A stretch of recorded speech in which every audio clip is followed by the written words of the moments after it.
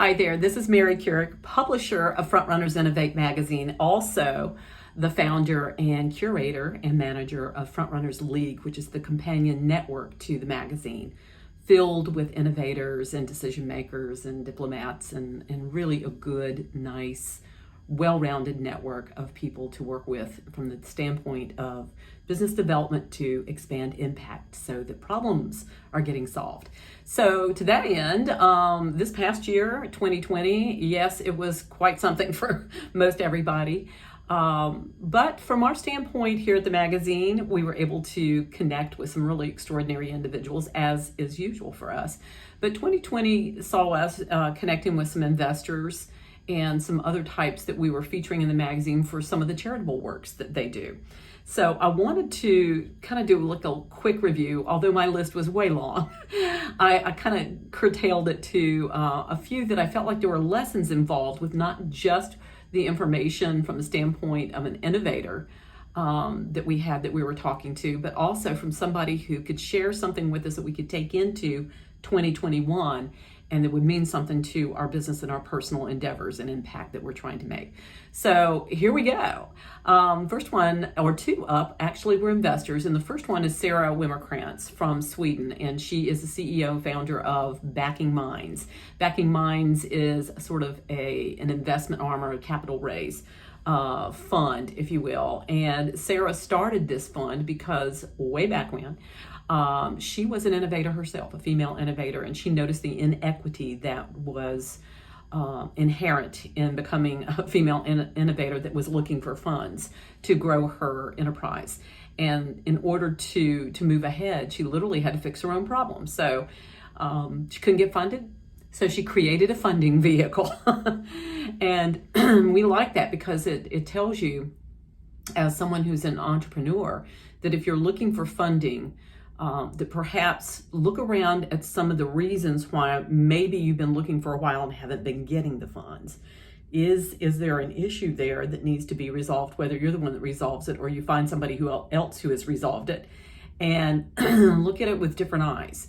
And so we like that for that reason. That's a good lesson for us. The next one up is Atif Savar. Atif actually sits on my advisory board now, but Atif is a serial entrepreneur and serial investor. And because he is that, we knew that he would have good information about what investors look for in pitches. So we asked him, what do you look for in a pitch? And what he told us was rather surprising. So what we want you to get from these little pearls of wisdom here from Atif is that don't just over-assume that what you're doing or what your product or service is the end all, and that's the thing that's going to be the attention getter from investors, because it likely isn't. Okay, so we've dropped the links for all of these interviews that I'm telling you about now in this article. So follow that and absolutely listen to what Atif has to share with you, because it will make a difference to how you format your pitches going forward. And going back to what Sarah's point is, that knowing that if there's a reason that maybe you're not getting funded if you've been looking for a while, Atif may have the answer to that. So check out that interview. Next one up is really sweet, and I loved it because this gentleman is a veteran in the music industry and in the production end of things. Done just about everything there is to do out there on the road with these world famous artists. And his name is Stephen Shaw. And Stephen is an avid National Public Radio, NPR listener, and one day was listening to it and heard about Vocal ID, which was a platform whereby you can donate your voice, basically, to those people who have computerized voices for whatever reason. And so what he did is he made application, was screened in, and actually spent hours recording different phrases and different words, things like that would be used by people normally, and was able to donate his voice over 50 times to people who wanted to have a real identification, a real voice with expression and emotion and tone involved, in not just a computerized voice. And we thought that was just something amazing and so simple to do. So sometimes you're overthinking about what you can do to create impact through whatever work that you're doing, sometimes it's the simplest thing. And sometimes it's something that only takes a little bit of your time and not so much money. We like that lesson. So the next one up is, I like this one too, Dsun, and that's what we call it, from Uganda. And Dsun was a participant in the World Hope Youth Mentors Program. It was a pilot program we did in 2019, the fall of, in connection with the Sub-Saharan Open University and our good friend Osita Anamika out of Nigeria. And Dsun was a very active participant, and we kind of kept in touch with him, and during the early stages of the pandemic asked him, how are you doing? And his comeback was, oh my gosh, I've just lost my job. I don't know if the other breadwinner in the family is going to be able to carry it. Maybe that she's losing her job. And what he did is went to work. There were 7 people in that household. He had no choice. He started looking at everything that he had, every asset that he had that included his own brain power, his own skills and talents, and every material he had laying around the house. So it took the form of seeds that he could plant for fruits and vegetables that he could sell, and other seeds that he could plant that would grow herbs that he could dry and he could pound out and make into herbal medicines, if you will. And he taught English, I think, to younger people, that he had a little space in his house, and he did that, and he found materials and custom made stoves for people and sold those in the community. So what happened to him during the pandemic was something that was pretty amazing. And I'm not going to say it's good, because I don't know what all else he had to go through and is still going through now with that. But honest to goodness, yes, you get pushed into doing things when there's a reason to do so. But when you think about using every single thing that you have, it takes a different paradigm. It takes a different kind of look at things, as to say, I'm going down this one road, I'm doing this one linear thing. What if I apply this or this or this to it? Maybe I'm ignoring some other gift that I have that I can put to the mix. Maybe I'm ignoring some other kind of asset that I have that I can bring to the table. In 2021, that's your challenge. Use everything you have, okay?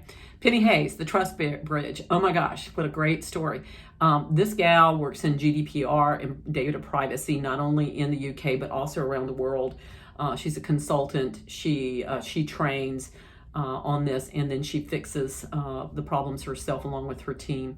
And I want to tell you, what really struck me about her is when all this new and very complicated stuff started coming out about data privacy, she saw a gap. Those people who got voluntold on staff, you're not only doing this compliance, you're now doing this compliance stuff, and it's new and it's weird. You're gonna have to go figure it out yourself. She started a professional association for those people where they could network with each other, and they could find out more information.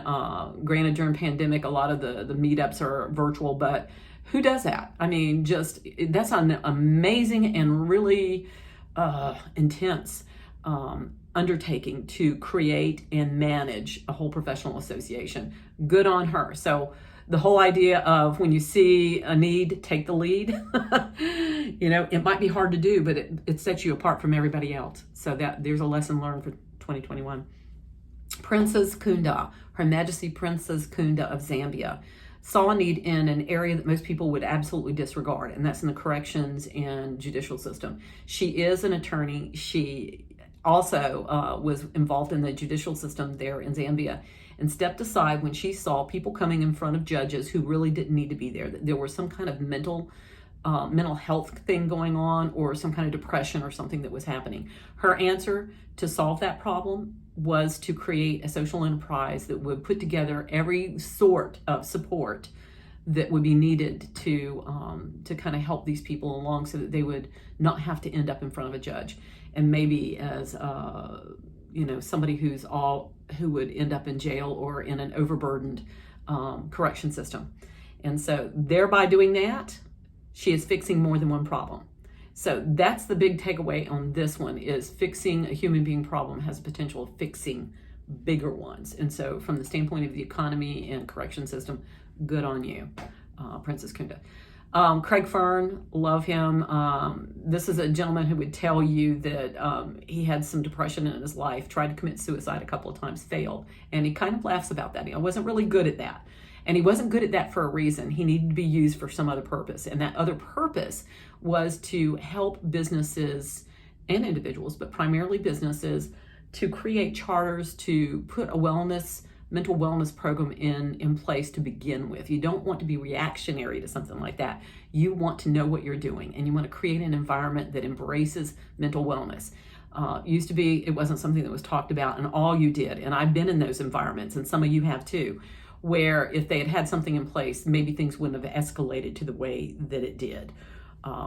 So this is somebody who's taken potentially a life-ending story and moved it into a wellness story for other people.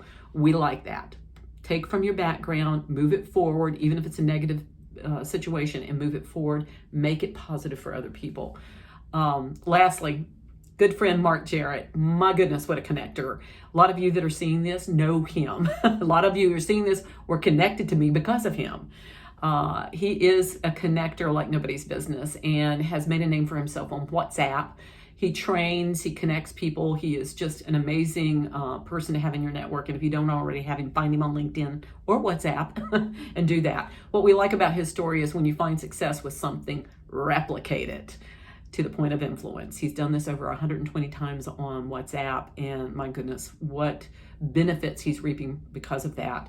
He trains people to figure out how to do this, and so I highly recommend tap into his brain power and his connections, okay?